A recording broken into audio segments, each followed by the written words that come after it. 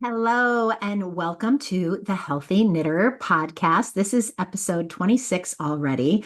Sure fast how January is already flying by us. It's just happening so quickly. If you have a cup of coffee or tea or a drink, I hope you'll join me for the next, I don't know, 15, 20 minutes or so to talk about number one, why knitting is such a great stress reliever. And then I'll share some projects I'm working on and all of that with you as well. But first up, I want to do a little splaining. Those of you that are old enough to remember I Love Lucy will get that.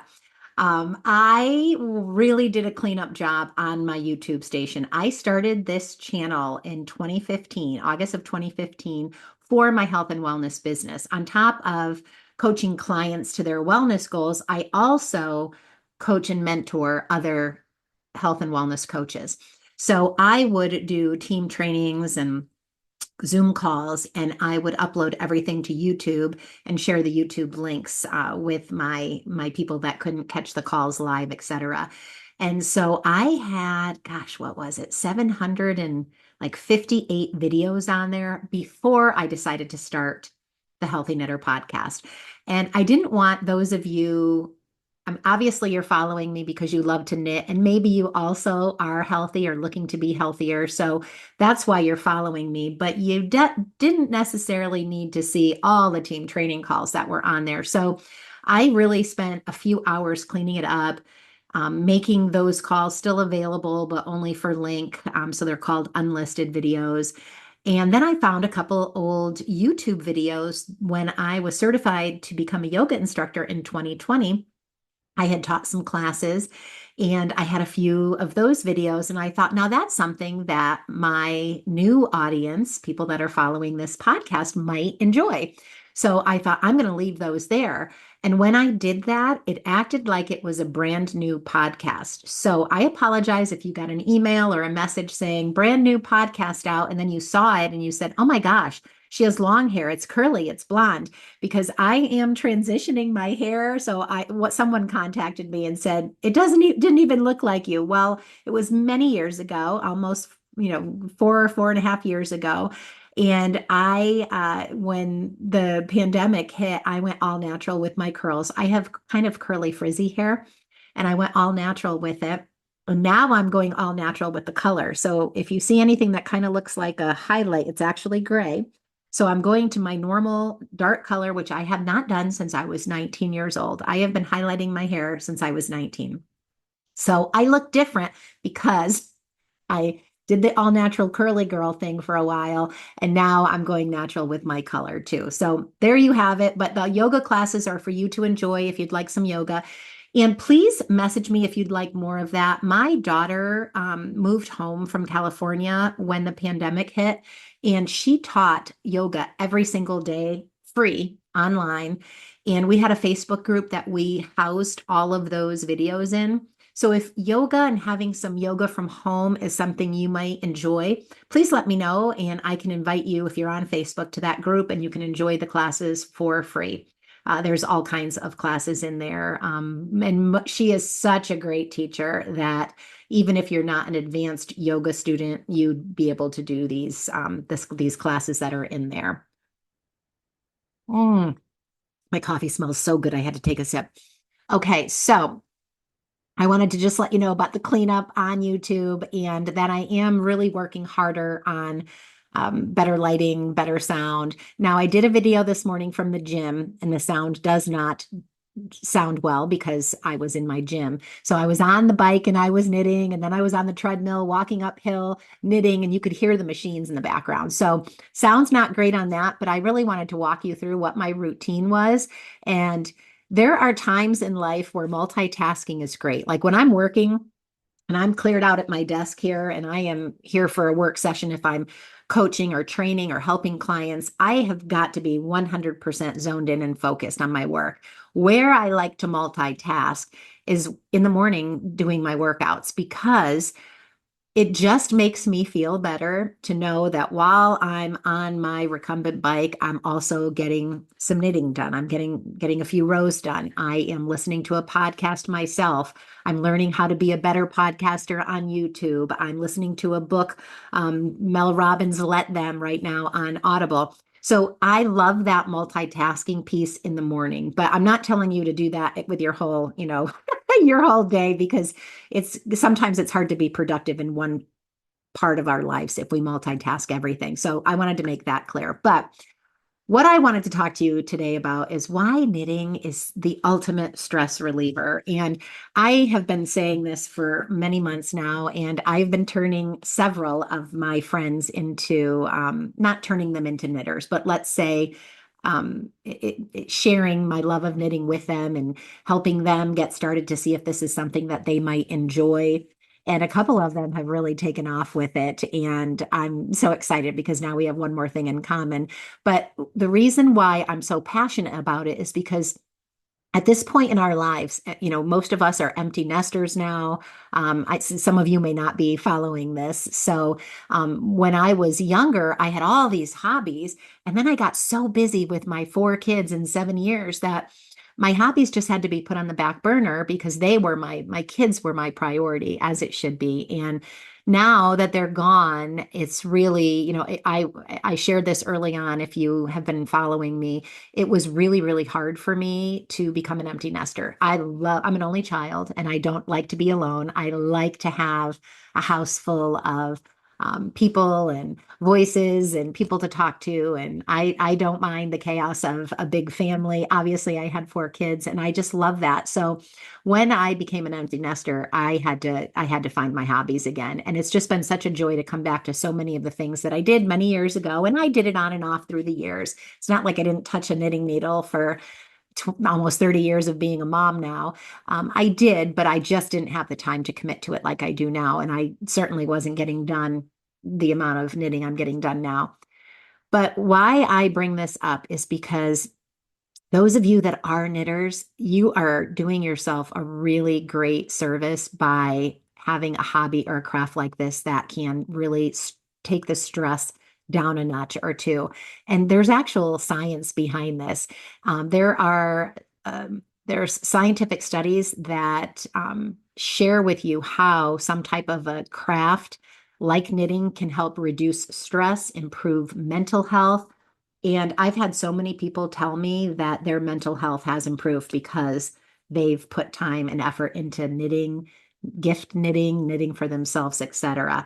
So I want you to think about that for yourselves. If you already are a knitter, where has this possibly been a stress reliever for you? And if you have non-knitting friends in your circle, maybe start by giving them a gift. And if they get excited about it, then they might be someone that you could maybe teach how to knit or bring them to your local yarn shop, etc.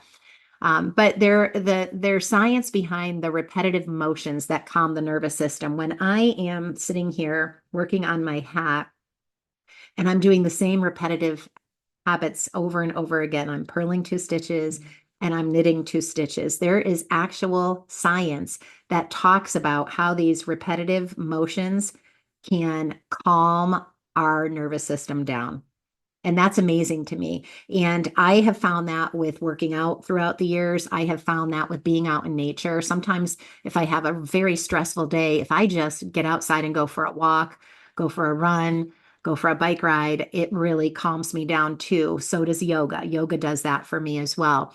So, what I really want you to do is think about things that you can do to incorporate knitting into maybe a more stressful time. Maybe you have a bad day at work and you come home and the first thing you want to do is reach for a glass of wine. Maybe instead you reach for your knitting and it does the same thing. It really calms the brain, gets your mental clarity going again, gets you in a place of gratitude and calm and joy and happiness. There is something about the smell of yarn, the feel of yarn that can really get your mind in the right place and off of the stress that you want to leave behind. And so I really want you guys to think about that.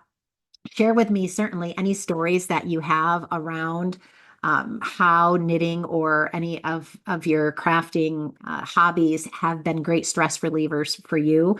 And think about people in your lives that maybe you could introduce this amazing craft and hobby to that could benefit from that because so many people go to that glass of wine. And hey, there's nothing wrong with that. I love a glass of wine. Absolutely. And it does calm me down. And it's just something I don't want to go to every day. I don't want that to be what I go to every single time I have stress in my life. Because, guys, let's face it, even though we might have happy, joy-filled lives, stress hits us and we need to be prepared for it and have tools in our tool belt to be able to handle it.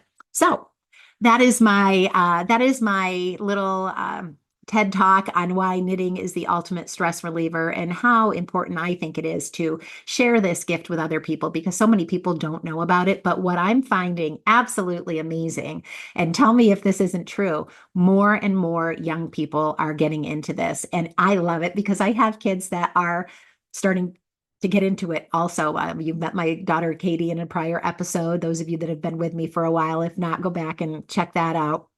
And I'm hoping my other two daughters will do this as well. And maybe I'll even convert my son's fiance.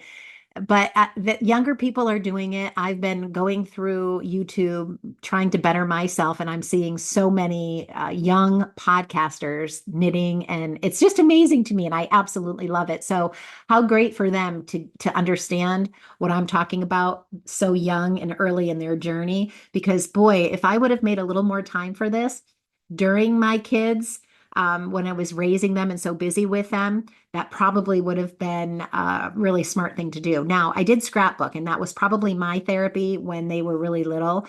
I put my crafting hat on, and I was really doing a lot of cooking and scrapbooking. And you could say cooking is more of a must do than a can do, be able to do. But I looked at it like I mean, I did find joy in cooking for my family and baking, and when they'd get excited about something, that did bring me joy.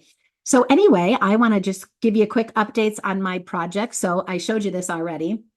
This is my self-striping yarn, and let me grab it out here. It's this giant ball.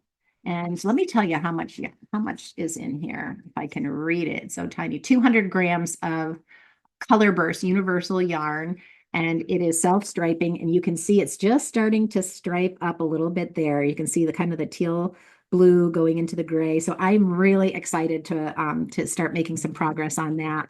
And this is a matching hat and scarf set that I'm working on. So that'll be adorable when that is complete. And I'm getting ready to go to a work conference this week. So I'm trying to figure out, I don't want to bring all these projects with me, but I'm trying to figure out, I won't bring the sweater. It's too bulky, but I'll probably bring this hat and I'll probably bring these socks to finish the socks up if I don't have them done before I leave.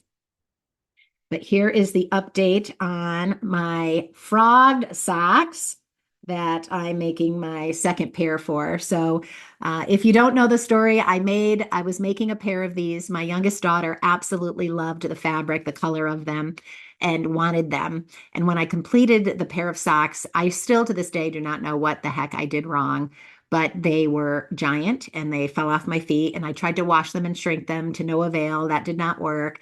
And so I bought another skein of yarn, made her a new pair, gifted them to her. She loves them. They fit fine. Again, I really don't know what I did. I definitely made a mistake, but could not figure out what it was. So these look a little funny because the yarn is, I didn't wash the yarn and fix it before I reknitted it. I recaked it and I didn't wash it. So what I'll do when I'm done with this is I'll give them a good wash, a good soak, block them, and I'm sure they'll be fine. But they're coming along. So now I just have to finish the foot and the toe, and that pair will be done. And I'm so glad I frogged them. I never would have worn them. They were awful. They fell off my own feet. I would have tripped myself in my house and broke something. So I'm so glad I did that. And then the big sweater reveal. You know what? I'm going to actually show you. I'm going to try this on for you so that you can see it. It is coming along. I'm on the button band, and that takes a long time. And I was very, very overwhelmed by it. And I don't know why. I don't know why I let myself do that when I'm learning a new skill. Sometimes I let myself get very overwhelmed. I'm all tangled up in my yarn here. But all right, you can kind of see I've got a knitting needle in here. That's why it's kind of curling up. But the sleeves are great. The length is great. I'm sure it'll probably stretch out a little bit when I block it. But here is the placket. There we go. Am I saying that right? I feel like I'm not saying that right.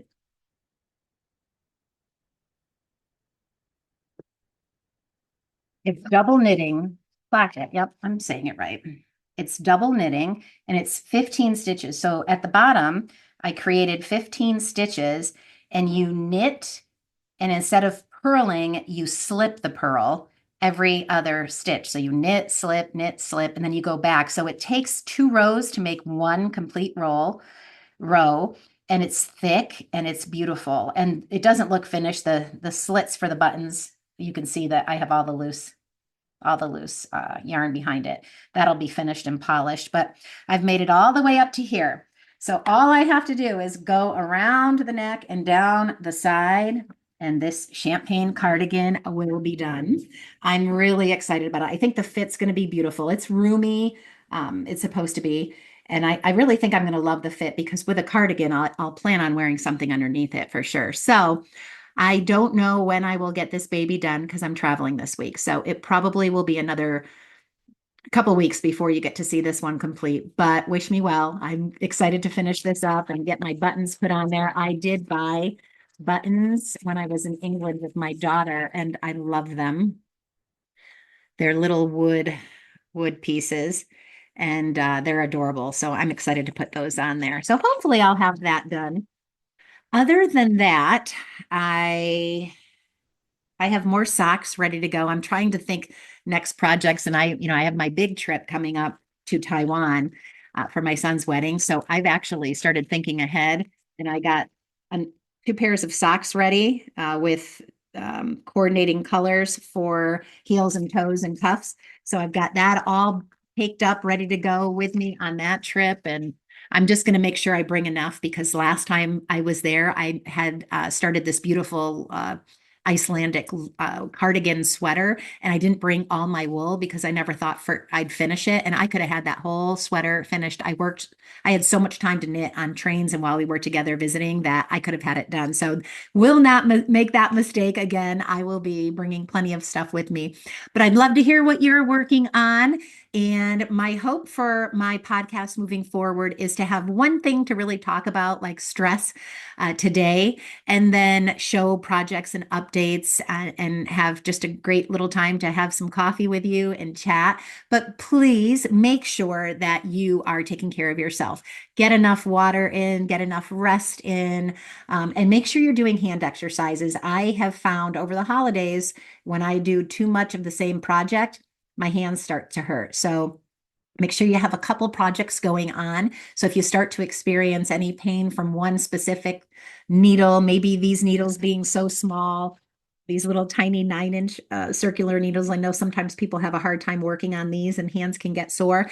If that happens, you can switch to something maybe a little bit bigger or a different stitch. And we'll talk more about that. I've been doing some continental knitting, and that really helped with. I was crinkling up my pinky finger and getting all crampy. And once I did a little bit of switching things up, I'm not experiencing that anymore. So we need to listen to our body and make sure we're taking care of ourselves because we want to be healthy knitters. All right, folks, have a great day and thanks for tuning in. Please, if you haven't liked and subscribed, comment, leave me a comment. That's a place I get to communicate with you.